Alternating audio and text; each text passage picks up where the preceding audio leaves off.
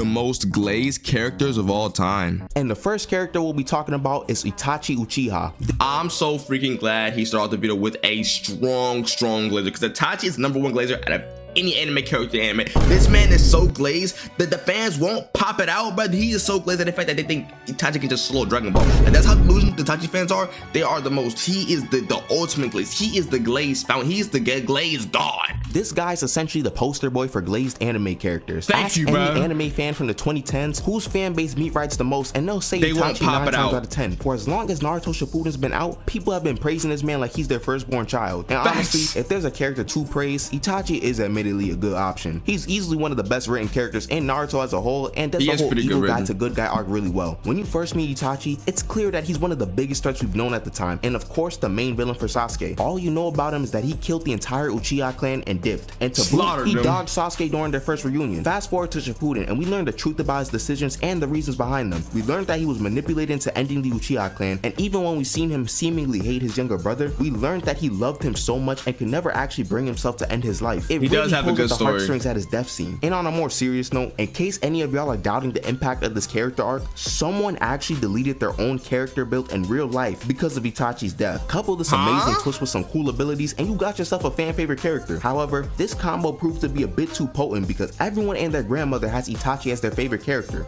Now, I'm not gonna lie, I got a very unpopular opinion here. I think Itachi is not only glazed, but he is also overrated. His story, don't get me wrong, that's amazing. But Itachi himself, he is overrated. He is not that cool of a character. Someone that is just better than Itachi is Gojo in every single aspect except for the story, bro. But Itachi's overly glazed. He doesn't just do anything that just like clears anybody. Like, nah, Gojo gaps, bro. I alluded to this earlier, but for like the past decade, Itachi has been the most glazed anime character. I don't even think it's close for real. It's in terms of fighting how many too, people bro. glaze this man's very existence despite not having the most screen time. We all probably have at least one friend whose favorite Naruto character is Itachi. Someone watching this video probably has their favorite character as Itachi, and I guarantee you at least one person has this poster in their room as well. It's a part of the Glazer starter pack. Some glazing so hard that they even want Itachi as a brother, which in my opinion, hey yo, who would want that, bro? Doesn't seem like the best thing. So now that we got all the reasons for his glazing, we can talk about all the nonsense this guy's fans yap about, cause they be saying the wildest things ever. One of the main things being his potential. And low-key, before Megami, Itachi was one of the first potential men, but he just got cut out of the story early, which honestly is probably for the best. Imagine if Itachi had stayed alive and had a lot of feats against the top tiers in the verse. We'd actually never hear the end of it. And due to his lack of feats and pure headcanon, one of his fans' main talking points be like, man, he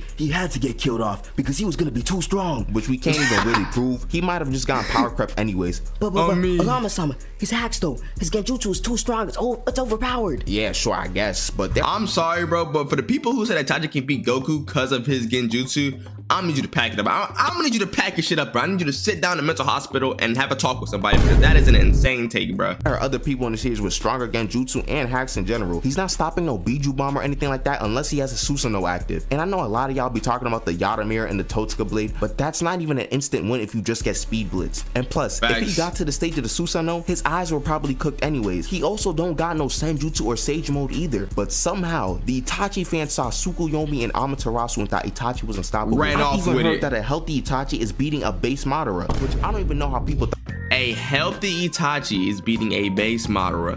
If you seriously think that, I don't even know what to say. I'm not gonna lie. I don't even know what to say. Thought that was a serious argument. Or sometimes they'll try to sneak him into the top 3 or top 2 strongest Uchiha of all time. Like he has actually done nothing to prove that he's over Obito, Sasuke, or Madara. Is he even the strongest member of the Akatsuki? Before y'all rank him in the top 3 strongest Uchiha, we gotta get Itachi past Pain first. Then we can see if he can even touch Obito. All of this overinflated strength that Itachi theoretically has stems from all the God his fans give him half the time. However, the next character in this video is a bit more justified with this overinflated strength, because the next person we're talking about is none other than Aizen.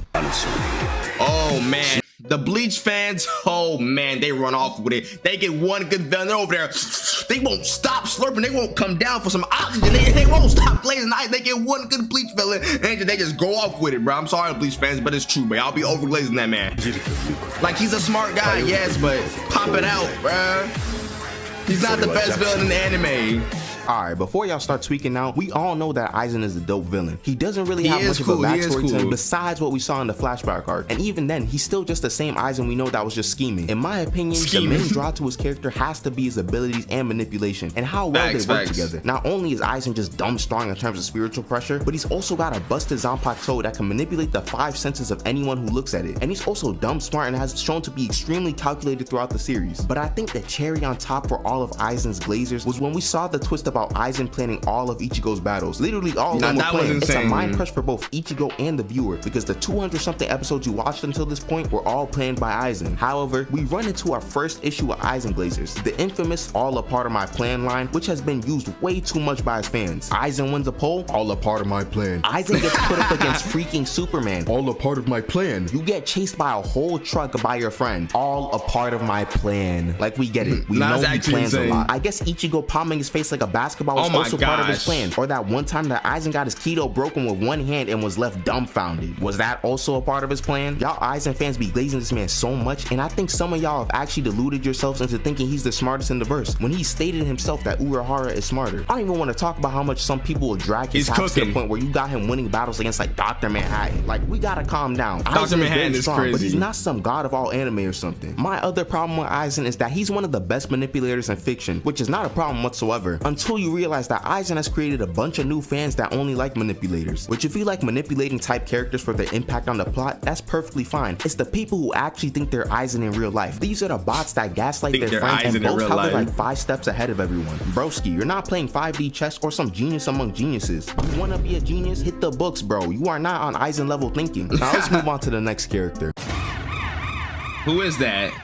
Oh gosh, where do I even start with this guy and his fans? Before y'all march into the comments and defend this man, let me just calm everyone down. I do like Shanks a lot, and I think he's a fine character in One Piece. I thought his strength was portrayed well. I thought it was Levi for me because of that Attack on Titan clip, but Shanks, I mean, I really don't have too much. I mean, I don't really see that much glazing by Shanks. I might be see a few here and there, but it's okay to glaze a character a little bit, you know what I'm saying? But I don't see too much from Shanks, especially since he haven't done anything really. He has like 5 minutes screen time, you know what I'm saying? So I don't think he's overglazed, but let's see what he says. Points him being shown as a top 5-ish character in strength, but all of these thoughts were null and void once I saw something monstrous, a force I never even knew could exist in this world. This thing is known as YT Shanks. In case you're unfamiliar with who this monster is, YT Shanks is invincible and a multiversal threat. No matter what, he can't be beat. Apparently, he could beat a prime Whitebeard with no devil fruit with just his sword insane. And Conqueror's Haki alone. But that's not saying Shanks could beat Whitebeard when he has like 1 feet in the show and 7 minutes of screen time is actually devious.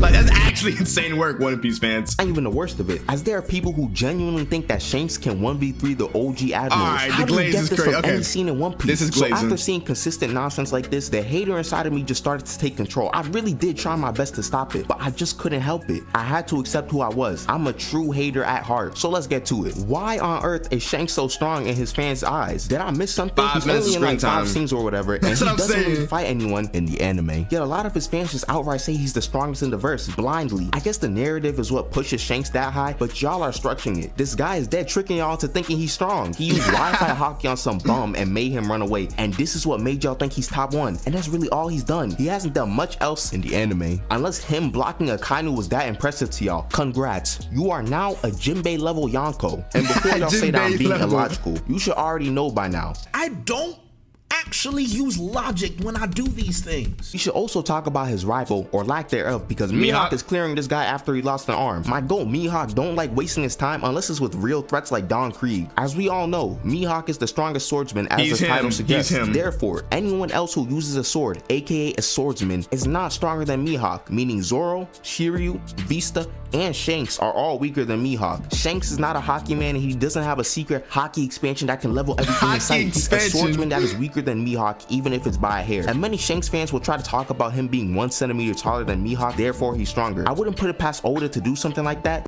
That's actually insane. There's no way Shanks fans run off with him being 1 centimeter taller than Mihawk that he just automatically clears, bro. There's no way, right? But still, if we're using height to try to cope for a character, it's time to let it go. Then we could talk about how Blackbeard was giving this guy the beats before he even had a devil fruit. He gave Shanks the work so bad that he started crying and snitching to everyone in sight. From the Gorosei to Whitebeard, he was yapping about how Blackbeard's too scary, and after Whitebeard didn't want to hear all the yapping, Shanks decided to attack this old man with stage 26 cancer and clash with him using Conqueror's coded attacks. We now need sky splitting attacks for the elderly. And guess what? There's something else to mention as well. This clown was way too scared to go for the One Piece during the other Yonko's reign like Kaido and Big Mom, but so conveniently after Luffy and Buggy become Yonkos, he decides to go after the One Piece. I guess that's just a big coincidence. This guy is a Walmart Goldie Roger, a Mihawk victim, pre-Devil Fruit Blackbeard victim, a red-haired rodent, hockey merchant, and caps at East Blue Sea he's Beast level. cooking him. Congrats, He's cooking bro. him. Oh my gosh. He's Oda, cooking if you him. can hear me, kill off Shanks in the next arc, and my life is yours. And if he gets That's the actually off-screen treatment, insane. even better. I don't ever have to hear the Shanks Glazers ever again.